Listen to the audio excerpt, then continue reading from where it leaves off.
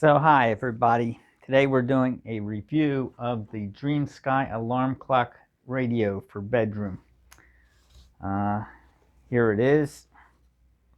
And I got one first for my condo because the clock that I had there died and had to be replaced.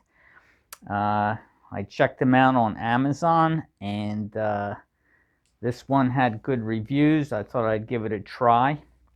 I liked it so much that I replaced the one I have at home.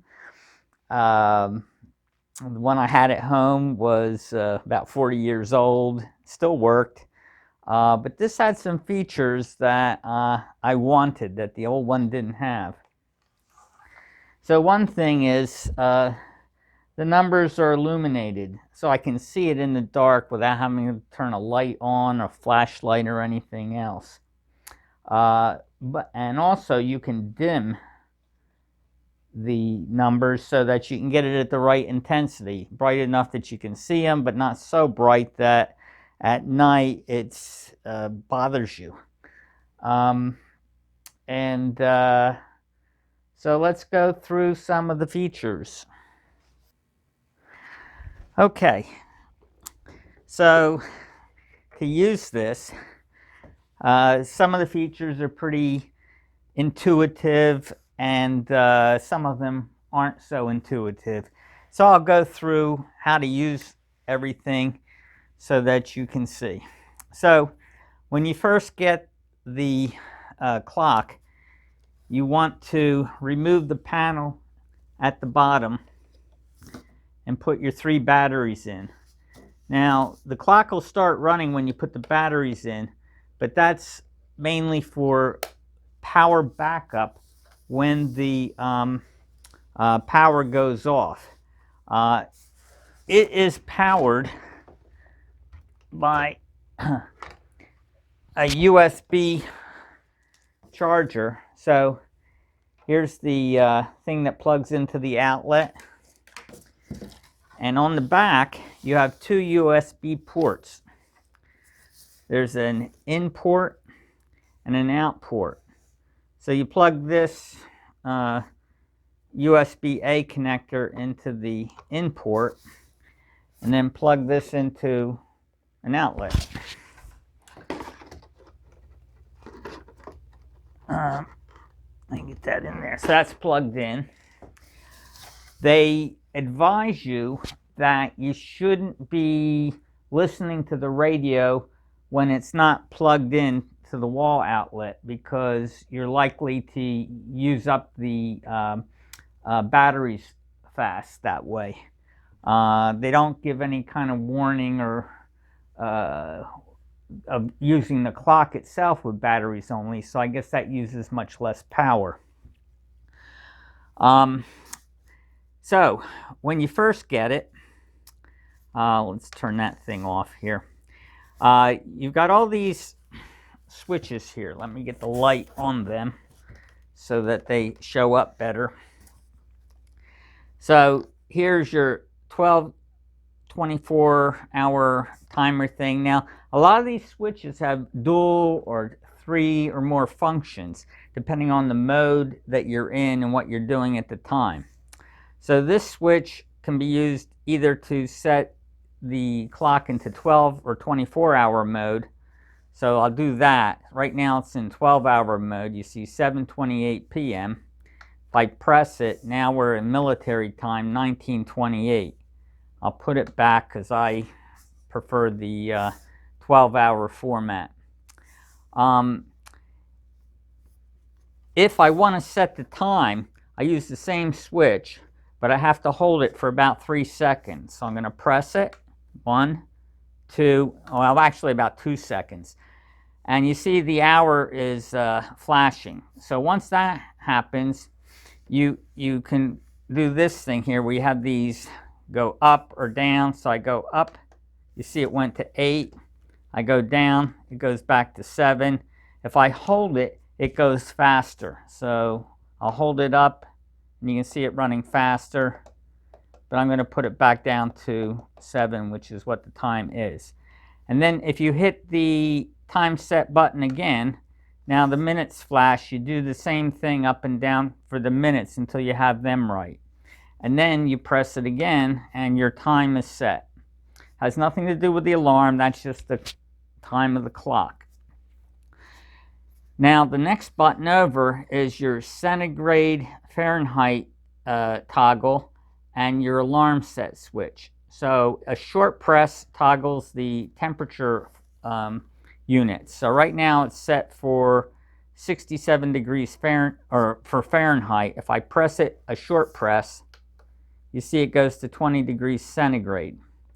Okay, so I'm going to press it again because I prefer the Fahrenheit.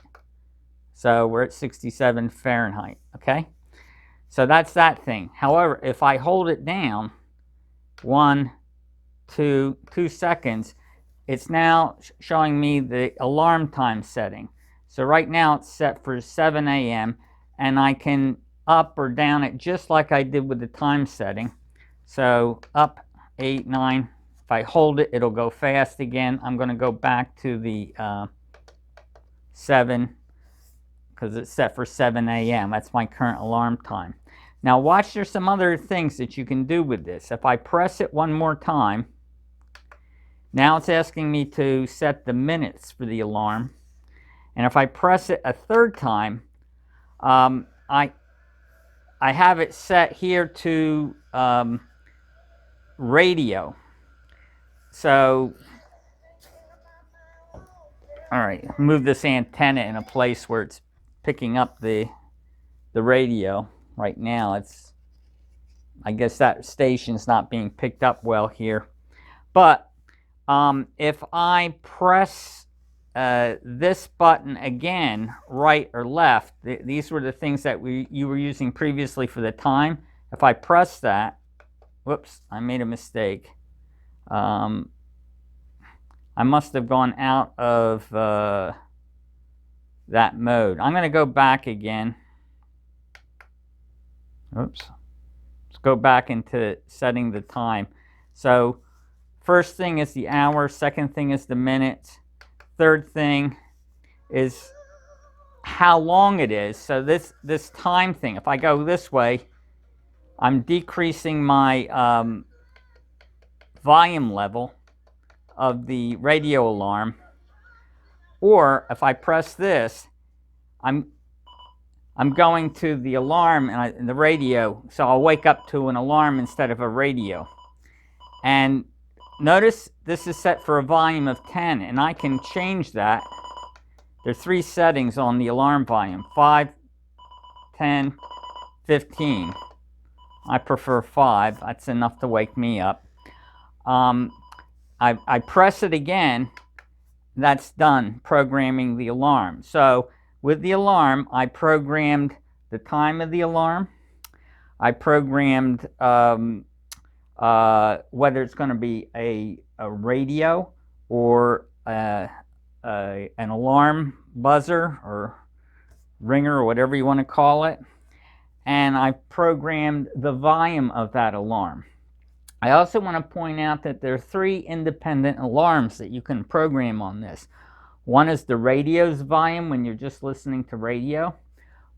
Second is the radio volume when you are waking up to music.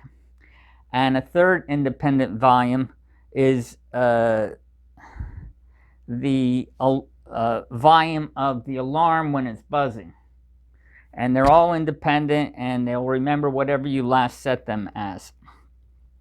Okay, so moving on. If I just want to listen to radio, I can press the FM button once. I'm going to turn the alarm thing off. Notice on this alarm on-off button, if I press it, you see that it shows the alarm time and what kind of alarm it's going to be. There's an arrow pointing to the bell. If this were set to radio, it would be pointing downwards to an icon of a radio. So if I press that down, now the alarm's not on and won't go off. Oh, one last thing. if the alarm, let's say you set it for alarm, it wakes you up, and you want to turn the alarm off, you press any other button other than the snooze button, and it will turn it off until the next day. If you want to turn the alarm off so it doesn't go off at all ever until you turn it back on again, you use this button. If the alarm is going on and you press the snooze button, it snoozes for 9 minutes. That's how it's programmed. You cannot adjust that snooze time. It just gives you a 9-minute interval before it turns the alarm back on again. Okay, then you've got your FM button. So if I turn that on, turns the radio on. So just in case you want to listen to the radio. I have to say the radio is nothing special. It's very kind of tinny. There's hardly any bass to it, but at one point I thought that was bad. On the other hand, for the most part, you're really not listening to audiophile quality music to just wake you up in the morning anyway. So if you want that kind of thing, you need a different device. So if I press FM off, the same toggle button, you see it says off for a couple of seconds, and then it goes back to showing the time. Then you've got the sleep function. So if you want to listen to the radio for a while but have it turn itself off while after you've fallen asleep, you can press that, and it will toggle however many minutes, and at the end of whatever minutes you set it to, it will turn off. So I could press the thing off here for the FM off to cancel that, or I could continue pressing the sleep button until the time toggles down to 0. Looking at the back, you can see the buzzer alarm here, the radio speaker here. There's no jack to plug an external speaker into. And this is a dial button to adjust the brightness of the clock display. And you also have a USB out port, which can be used to charge a USB device. So if you want to charge your smartphone or a tablet, it will charge up to 2.1 amps, which is pretty hefty. So most of your high-end smartphones, such as an iPhone or a Galaxy S series phone, that's plenty to charge them. And you could even charge like an iPad or a Galaxy S7 tablet with that amount of power. It won't be super fast charging, but it'll be its normal charge rate. So that's the Dreamsky clock radio. I'm happy with it. Like I said, I bought this second one for home because of the features. The main things that I was missing that I wanted were to be able to see the dial and control the brightness.